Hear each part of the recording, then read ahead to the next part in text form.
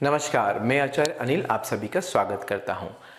आप सभी को देव दीपावली और कार्तिक पूर्णिमा की बहुत बहुत शुभकामनाएं।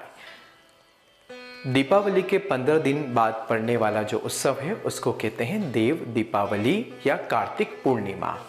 वाराणसी उत्तर प्रदेश में इसका विशेष तौर से उत्सव मनाया जाता है। कहते हैं इस दिन जो है त्रिपुरा नाम के राक्षस का भगवान शिव जी ने वध किया था। त्रिपुरा नाम के राक्षस से जब सभी देवता परेशान हो गए थे तो भगवान शिव जी ने कार्तिक पूर्णिमा के दिन त्रिपुर नाम के राक्षस का वध किया था।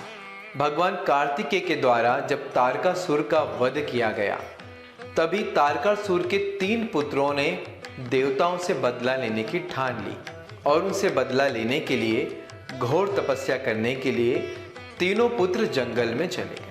उनकी अद्भुत तपस्या से प्रसन्न होकर ब्रह्मा जी ने उन्हें वरदान दिया। तीनों राक्षसों ने ब्रह्मा जी से अमरता का वरदान मांगा तो ब्रह्मा जी ने अमरता का वरदान देने से मना कर दिया। ब्रह्मा जी ने कहा कि तुम तीनों कोई ऐसी कठिन शर्त रख लो कि उस शर्त को कोई भी पूरा नहीं कर पाए और तुम्हारी मृत्यु टल जाए।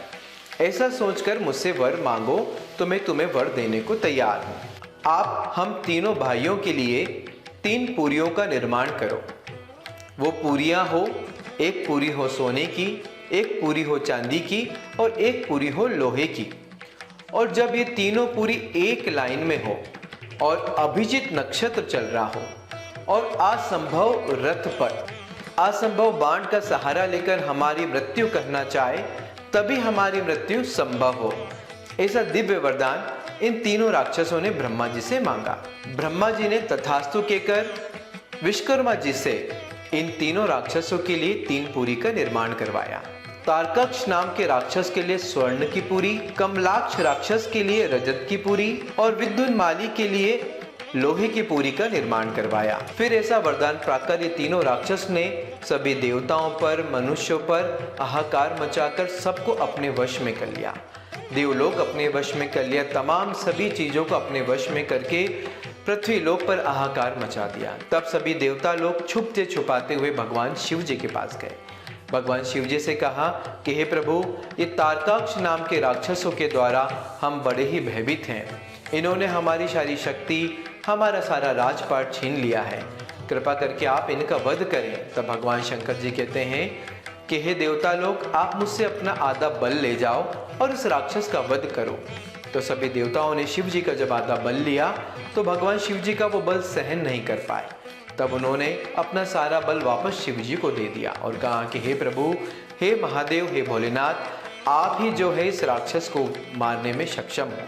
आप हम सभी का भी जो बल बनता है वो सभी आप हमसे आधा बल आप ले लीजिए और इस राक्षस का वध करिए। तब भगवान शिव जी ने एक असंभव रथ का निर्माण किया तो पृथ्वी को भगवान ने रथ बनाया।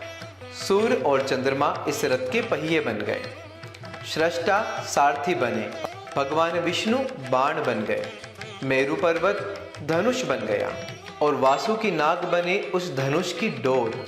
और इस प्रकार बना असंभव रथ जो संहार के लिए तैयार हुआ। भगवान शिव ने मन में संकल्प लिया कि अभिजीत नक्षत्र में ये तीनों पूरी एक सिद्ध में हो। तब भगवान क्रोध और शांत अवस्था में कि डोर खींचते ही जो तीर चलाया से एक ही बार में अभिजीत नक्षत्र में उन तीनों पूरियों को भस्म कर दिया, जिससे वो तीनों राक्षस उसी समय वहां भस्म हो गए। तब सभी देवताओं में बड़ा हर्ष उल्लास हुआ।